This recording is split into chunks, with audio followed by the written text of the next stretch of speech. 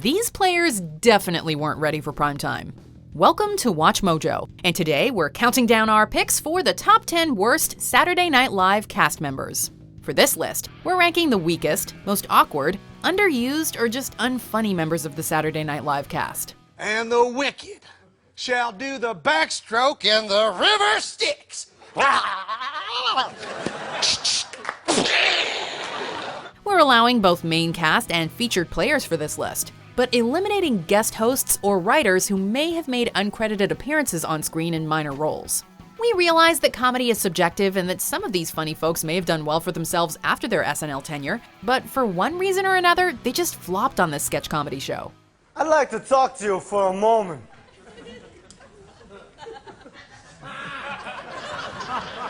About Skittles. Number 10, Jim Belushi. We open our list with a cast member who wasn't necessarily awful, just mediocre. Expectations were likely high when the younger brother of comedy icon John Belushi joined the SNL cast in 1983, but perhaps this is the reason why his tenure isn't nearly as well remembered. Okay, let's go right to page 118. This is where you take the lump of coal and squeeze it into a diamond. Okay, Chris, you want to try it? Sure.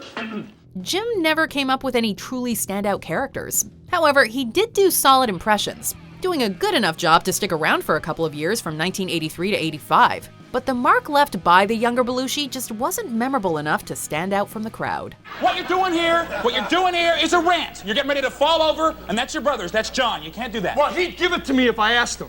Number 9, Tony Rosato. It's not my fault. It's not my fault.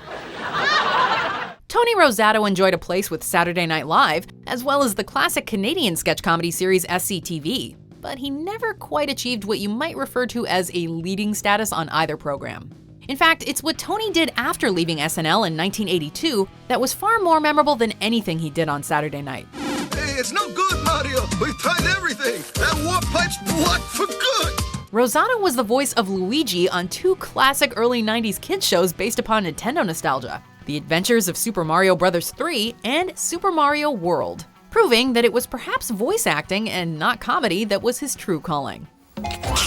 Cool it, caterpillar breath. I'm not your mama. Number 8, Gilbert Gottfried.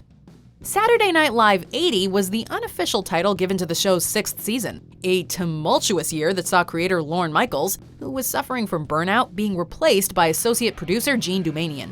Doumanian was forced to hire an almost entirely new cast of comedians and writers, after most followed the lead of Michaels.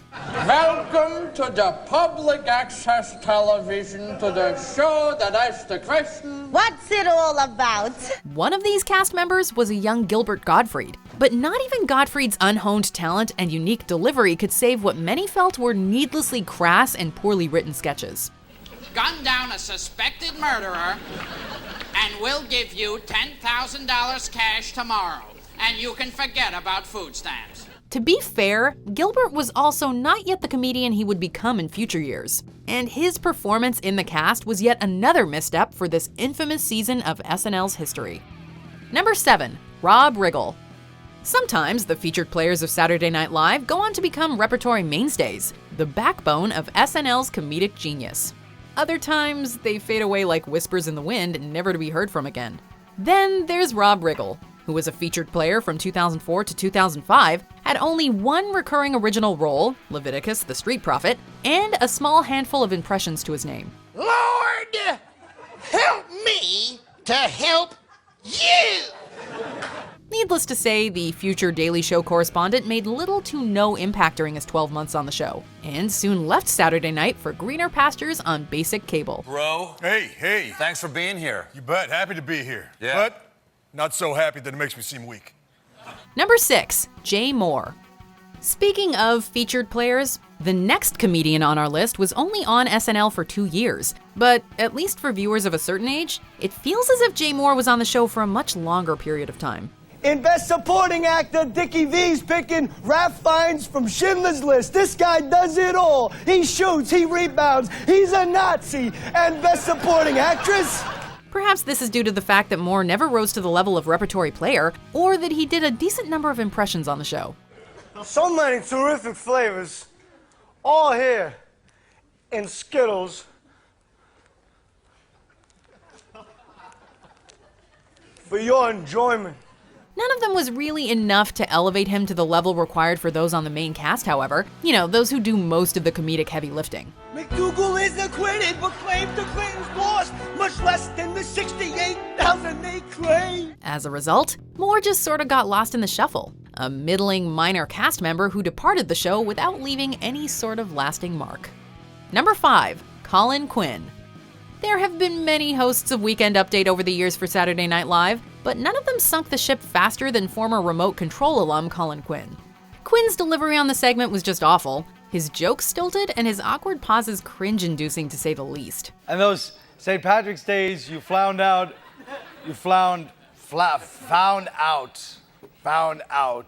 See, you messed me up. This is a shame because Colin has proven on many occasions to be a funny and charismatic guy, but his tenure here on SNL is best left forgotten. A Weekend Update host who's better left to the annals of television history. That's our story and we're sticking to it.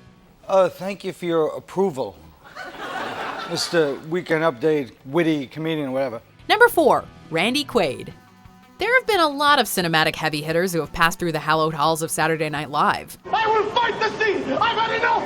No, Tommaso! No, don't be crazy. You cannot win. There are too many of the scenes.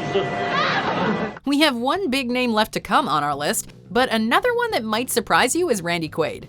The National Lampoon's Christmas Vacation star was only on the show from 1985 to 1986, but had a couple of recurring characters and a number of impersonations under his belt.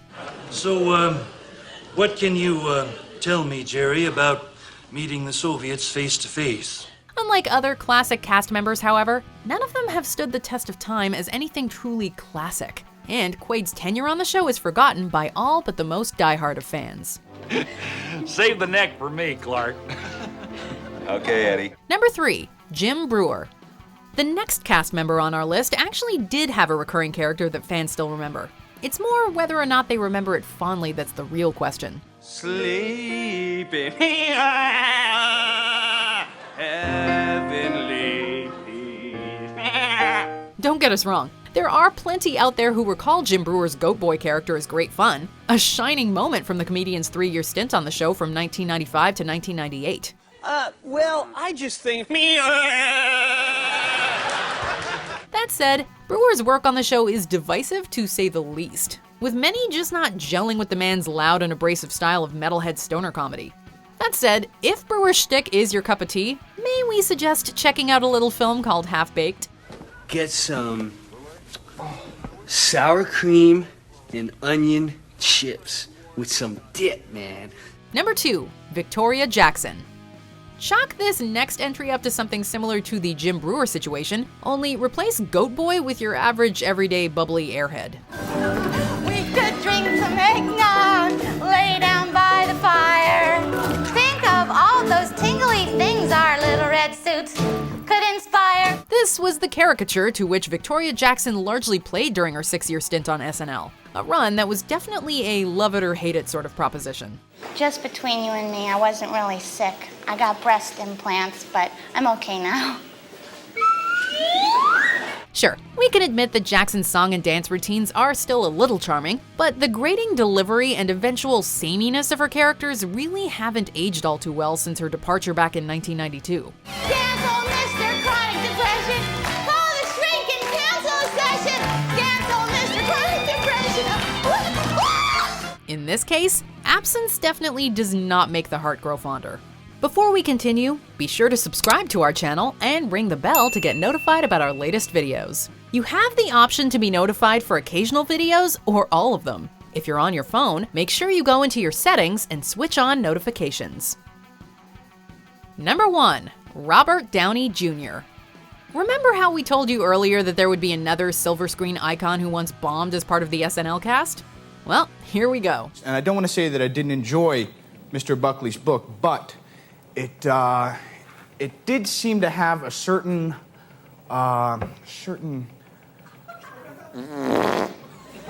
quality to it that kind of detracted from the brilliant prose. Michael?